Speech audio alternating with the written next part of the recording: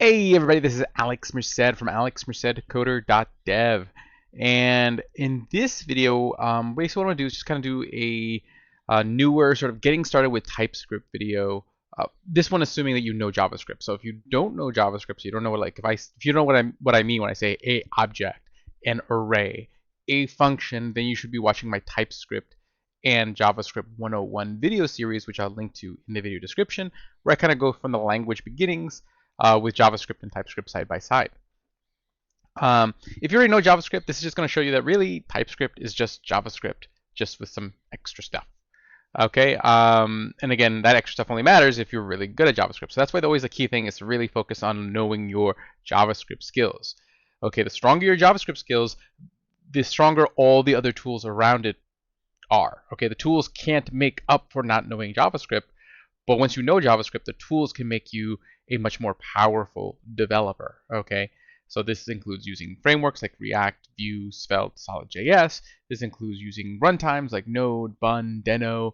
This includes using superset languages that transpile to JavaScript like TypeScript. Okay, again, if you don't have that strong JavaScript core, they're just tools. Okay, it's kind of like if you don't know how to use a toolbox, doesn't matter how many tools you have in the toolbox, they're still just as useless at that point.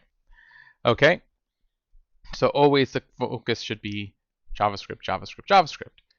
Okay, but TypeScript will make your JavaScript life easier in the long run, especially when you're working as teams. It seems like a little much when you're working by yourself. You'll see what I mean in just a moment. So I'm going to assume that you are familiar with JavaScript, and I'm going to assume you have some familiarity with Node.js. Node.js being one of the three main JavaScript runtimes that exist outside of the browser. So again, you can run JavaScript in the browser as part of a web page, but you can also run it outside of the browser using either Node, and then the newer entries, Deno and Bun. Okay, in this video I'm going to be using Node because that's the one that generally most people use. Okay, Bun is just kind of getting started. Deno's been around for a couple years and it's pretty sweet, but Node is really sort of the elephant in the room. So how do I get started with TypeScript on Node? Okay, so it's going to be like getting started with any Node project. So here I'm in an empty folder. I'm going to create a new terminal. Okay, and all I'm going to do is just do an npm init like I normally would for any Node project with a -y flag, so I don't have to answer all the questions. Okay, and that's going to create me a package.json. Now what I need to do is install TypeScript. Okay, so I'm going to do npm install TypeScript. Actually, even before I type TypeScript, I'm going to do save dev. Because TypeScript is not a runtime dependency. Like, TypeScript is, like, the browser doesn't understand TypeScript. Node doesn't understand TypeScript. What TypeScript is something you do when you're developing. You write your code in TypeScript, and because you wrote it in TypeScript, when you turn it into JavaScript, there's some extra checks to help prevent you from making errors. That's essentially the the selling point. Okay, writing the extra TypeScript will allow you to catch errors quicker, and you'll see why in a moment. So you want to save it as a dev dependency. So whenever you want to save something as a dev dependency, you put save dev. So I want to save TypeScript as a dev dependency. Okay, so that's going to install TypeScript. So now when I take a look at my package.json, I should see TypeScript in there. Okay, and see there it is. It's a dev dependency. Okay, 4.95. Wonderful. And I think TypeScript 5 is about to come out soon, so keep an eye out for that. Okay. And again, if you're not familiar with version numbers, again, this means like a minor change, like you fixed an error. So it's just like you didn't change how anything works, you just fixed things that were broken. If this number goes up, generally means you did add things, but you didn't add anything that breaks the old things. And then generally when this number changes, it means this is a new version. There are things that were removed, there are things that are added, there are things that were completely different. So generally, like, something that's done on TypeScript 4 may not necessarily be compatible with TypeScript 5 and vice versa. And that goes for any kind of software. So Gatsby, React, whatever. That's generally how you read the version numbers and the way to think about them. Okay, so we have TypeScript. Now what I want to do to make it life easier, we're going to set up a bunch of scripts. So I'm just going to go over here. I'm going to create like an init script. Okay, and this init script is going to run this command tsc --init. Okay, and essentially what TSC is, TSC stands for TypeScript compiler. It's a command to run the TypeScript compiler. This is going to help us initialize in the same way Node or npm init created a package.json that allows us to configure Node. TSC init is going to create our tsconfig, which will allow us to configure the TypeScript compiler, which will compile our TypeScript. So we're going to want to initialize that. So we'll just do it as a script, so that way it's just easier to run these. Okay. We're going to want to compile our code. So the way we compile our code is we just run the tsc command. Okay. Let me make sure I put commas between each of these keys. Okay, and then we'll add some more scripts, but we'll come back to that afterwards. Okay, just so you can see how we build them up. So again, first I'm going to initialize my TypeScript program. So I'm going to do npm run, and then I'm going to run that init script. So npm run init, and that's going to run that tsc init command.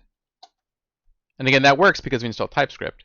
So see, now that I've done that, is you'll see what happens, that there's a new file, tsconfig. This is what tells the TypeScript compiler how to handle your code anytime you run your TypeScript compiler. Okay, so that's going to be kind of important. So if you go in here, you'll see like there's a bunch of commented out content, and you're going to get a bunch of errors because there are no comments in JSON. So basically, like, it's complaining. So generally what I'm going to do here, just to kind of like clear out a lot of this stuff, is I am going to rename this, tsconfig.text. Okay, and then I'm going to create a new tsconfig.json.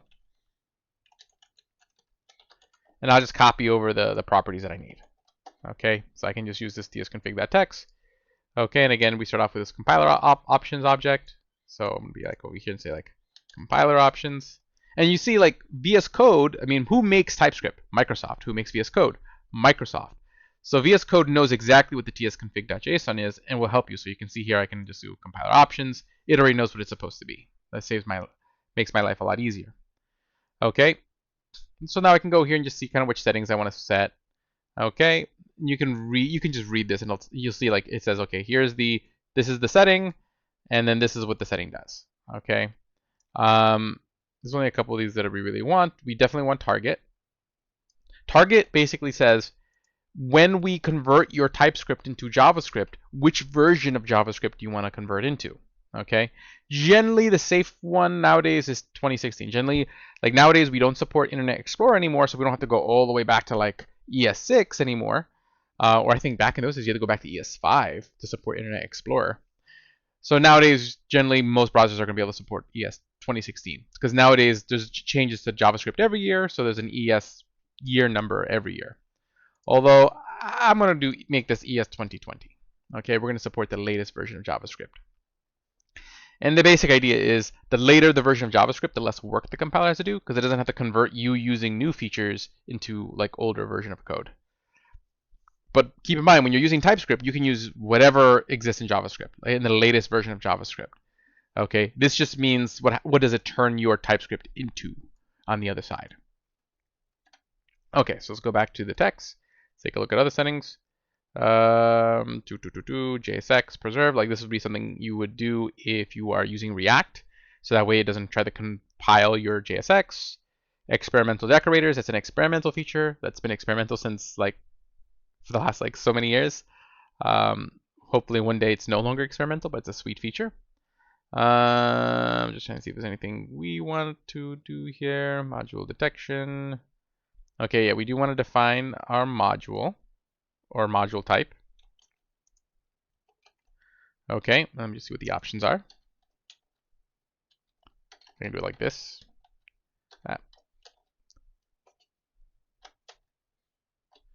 Oh, okay. We'll just go with CommonJS. CommonJS just means like normal node, like require module that exports, that kind of thing.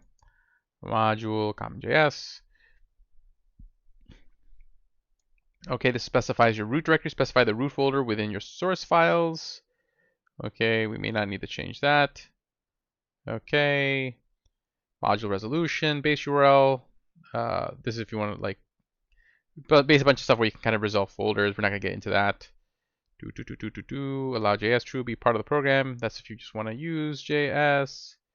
So we'll keep all that out. Okay. Declaration 2. Ooh, that's kind of nice. Generate a declaration file for me automatically. That's cool. I wish I knew that earlier. Okay. Declaration map, create source maps for DTS files, emit declaration only, source map. We do want a source map, so we'll keep that. So what a source map is the problem is like your source code is the TypeScript files, but the browser only knows JavaScript files. So when you deliver your code, this source map just allows the browser to know like, okay, well, even though this is the file I'm running, this is where it came from. So that way you can inspect the actual TypeScript files from the browser's inspect. Okay, let's go back over here. All outputs into one JavaScript file. No, out directory. That's we are gonna want this.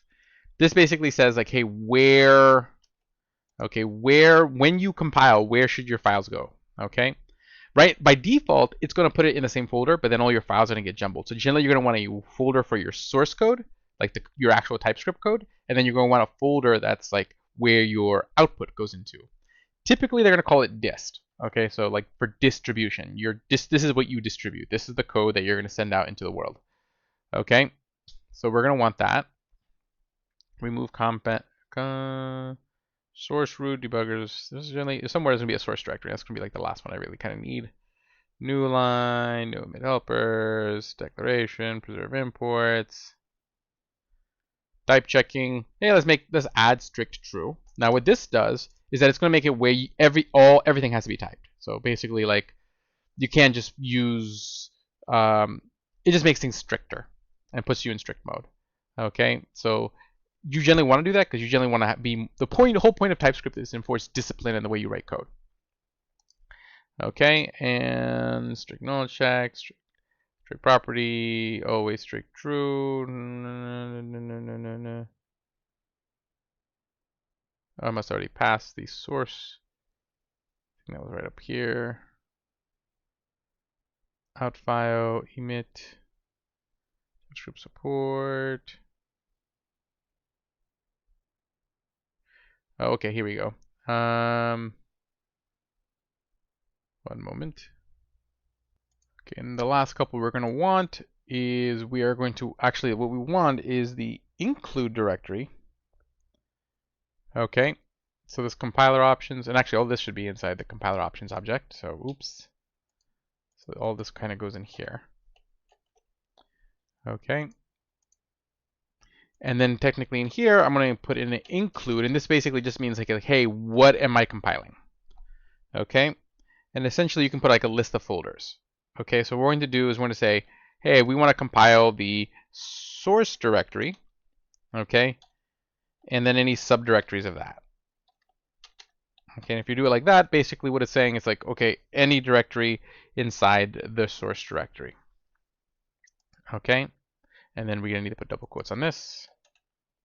It's JSON, and then just a couple other little minor things. Okay, we are going to want module resolution. This is just going to be like how it handles when you import other things. Like, so we'll just keep it classic for now. Okay, we're going to want, we already have out directory and target. We already have target.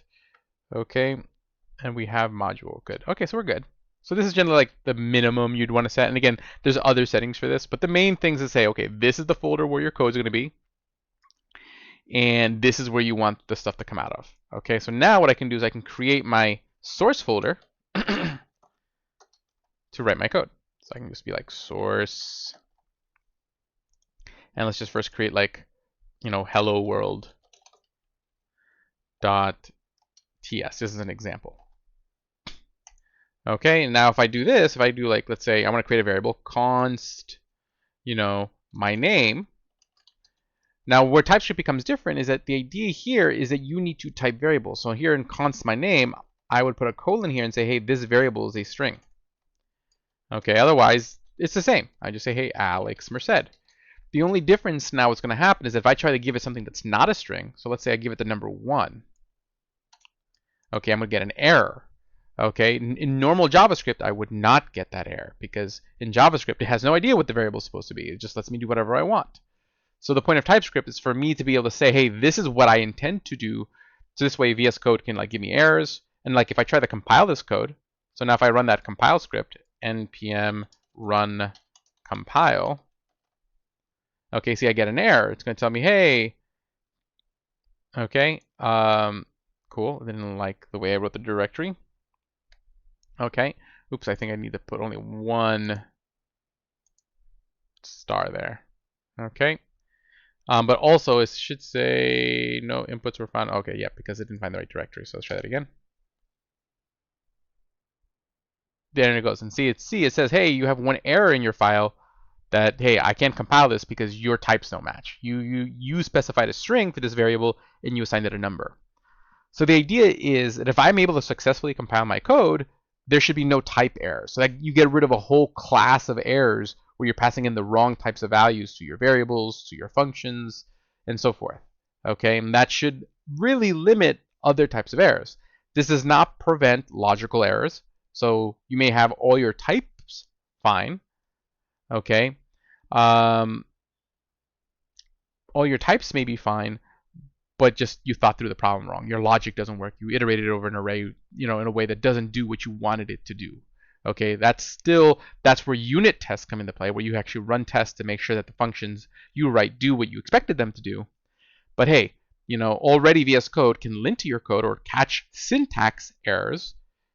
And now with TypeScript, you can catch type errors. So now then all you're left to do is just write unit tests to catch logic errors.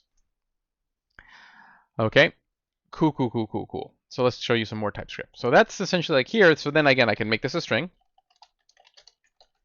So now see no complaints. And again, I wouldn't even have to wait to compile. VS Code's going to give me those errors right away, which is really nice. Okay, and basically now I can do be like console.log my name, just like you would in normal JavaScript. Okay, because at the end of the day, you're still just writing JavaScript just with types. And now if I run the compile file, it's going to run it. It should successfully compile it, which it did, because there's no errors. And so now there's that dist folder, and see there's the hello world.js. Okay, and this is the source map. So this is the thing that says, okay, hey, this file was created from this TypeScript file. Okay, again, you don't need to read those. But see hello world.js, and then see all it is, it's me saying, hey, my name is Alex Merced, console.log. But we know this code is not going to have any type issues because it went through that TypeScript compilation process, which helped us catch any like thought process errors. Now, where this becomes more useful, okay, let me create like another file. We'll call this functions.ts. Where this becomes really useful is when you're writing functions, because that can be like, a function add nums. Okay, I can be like, hey, add nums takes two arguments, x and y. Now x should always be a number, and y should always be a number. And this function should return a number. So see, I can even type the return value. And then I would put the curly brackets. Okay.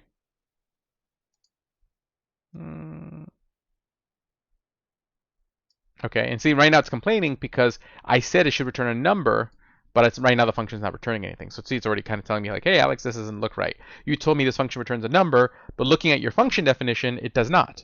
Okay, and this can help me catch an error because maybe I forgot to put the return keyword. So again, that's the benefit of TypeScript. By being more explicit, your IDE can give you more help. So now I can be like, hey, this function returns x plus y. Okay. Cannot be a type. Return x plus y. Why not? Number and number. Is this supposed to? Am I supposed to like lowercase number? Is that the issue? Yeah. Okay. So lowercase number. Okay, but basically see now I see no red errors because I've satisfied all of TypeScript's rules. Okay, and that's the idea. You're basically putting shackles on yourself on purpose, but you get a benefit. So now when I use add nums, if I do this, if I said, hey, I want to add 1 and 1, see, it's telling me, hey, this is not right. This is not right, Alex. Fix that. Okay, I would have been running the code, taking a look at wrong output and console logging things for hours. But because I wrote it in TypeScript, I'm able to catch it much quicker because I can see like, hey, like this is not supposed to be that. So now I can fix this and say, hey, 1. Okay? And you can get more specific. What if you only want it to be certain numbers? Okay? So I can do something like this. I can create a new type. So I can use the type keyword to create a new type and say type, 1 to 5, we'll call it, or 1 to 5. And 1 to 5 equals either 1 or 2 or 3 or 4 or 5. Okay, so only can be one of those options. Okay, those are the only possible values for 1 to 5. So now I can do function add certain nums. Okay, and say, hey, x has to be a 1 to 5, and y has to be a 1 to 5. Okay, and this function is going to return a number. Okay, and then I can then do return x plus y. And see, it likes that because it knows, hey, 1 to 5 is a number, 1, 2, 3, or 5. So if I had whatever number I choose, 1, 2, 3, 4, or 5, if I add x and y, it's still going to be returning a number. But now watch what happens if I try to use this function. Add certain nums. If I try to use the number 6 as my first argument, see, it's only complaining about my first argument. It's saying, hey, Alex, you told me that you should only be choosing 1, 2, 3, 4, or 5. That's not 1, 2, 3, or 4, or 5. Okay? So that makes life a lot easier. Okay? And so I can be like, now if I do add 1 and 3, 1 and 3 both satisfy this type. So in that case, it doesn't complain. And we're all good. Okay?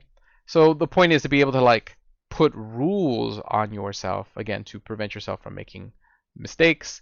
Also makes it when you read functions that other people on your team wrote, I can go look, because see, now I'm using a function that somebody else made, I'd be able to hover over it.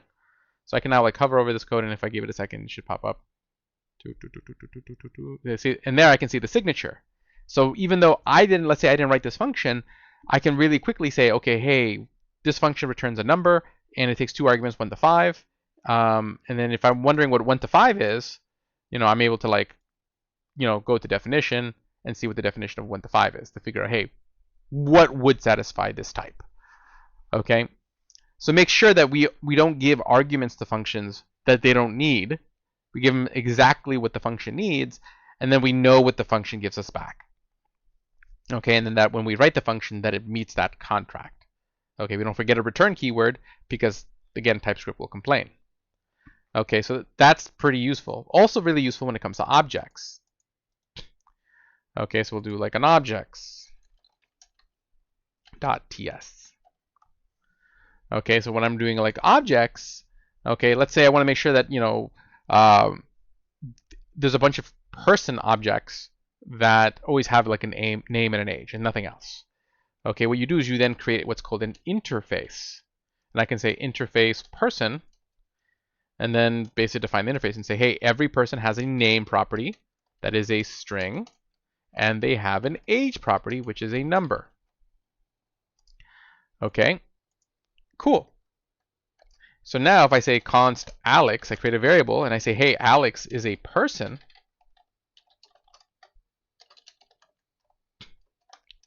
Okay, and I say, hey, Alex equals this object here, name Alex Merced, age 37. Okay, and see now it stops complaining because this object, which I told it is a person, has all the properties that we defined in the interface. Okay, so the interface basically says anytime you create an object of this type, it has to have these things in it. Okay, now sometimes sometimes you have categories of objects that may have some properties that may not have others. So how do I handle that? Because right now it's basically saying every person has to have name and age. I could do optional properties by putting a question mark in front of it. Email. Okay, and then we say email is a string. Okay, although I think I put the question mark in the wrong place. I think the question mark goes at the end. There we go. And see, now it doesn't complain because even though Alex doesn't have an email, Alex doesn't have to have an email. Okay. Cool. And now when I go, if I go to add another property, I can start typing E, and I can see a list of the potential properties that would belong in that object. So that way, in case I don't remember, hey, what properties belong in this object, now the IDE can help me because it knows what things should belong in that object, and I can see the list. Okay, so I'd be like, oh, okay, yeah, email. Okay, so there's a lot of nice little benefits when you have typing in your code to make it easier for you to finish your code. Visual Studio Code can give you suggestions, whatnot. So essentially, that's what TypeScript is. Problem is, where it gets frustrating sometimes, is just having to take the extra time to type things. Okay, I'll show you, but that's essentially how you would type objects. There's a couple of things you can do. So let's say I want to say like, hey, it has name and age. Has to have name and age, but could have any other property. You could do something like this. What you say is like, okay, there's a key that's a string. So you're saying like, okay, it can have any other property where the key is a string and the value is any. Okay, which means it could be anything. Okay, and generally you want to avoid the use of the any type because any doesn't really allow you to catch any errors because it can be anything. So then it just lets anything go. But again, this is the case if I just saying, hey, I just want to make sure that, like in this case now I could add email and it shouldn't complain.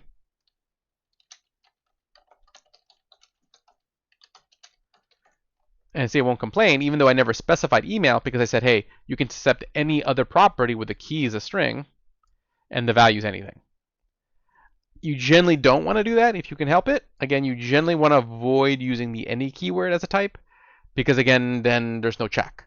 It's just like, okay, well, it can be anything, so there's nothing to check, which leaves room for you doing things you don't intend to do. So the idea is that this forces you to kind of think through what your shape of your objects are. It really kind of forces you to think through your code a little bit more when you spend that time making sure that everything is typed. So that is sort of the benefit of TypeScript. Otherwise, you're just writing JavaScript. Okay, otherwise nothing really changes. There's a whole lot of ways you can type. There's like typing arrays. So like let's say I wanted to write an array. So I'm gonna say, hey, const R is an array of numbers. Okay, so that's me saying that this is an array of numbers. So then I have to pass an array of numbers. Okay, see, it's happy with that. But if I pass a string, see, then it complains, saying, hey, like you can't have a string. You told me this is an array of numbers. Okay, but what if I did want it to have numbers and strings? Again, I can create another type and say, type num or string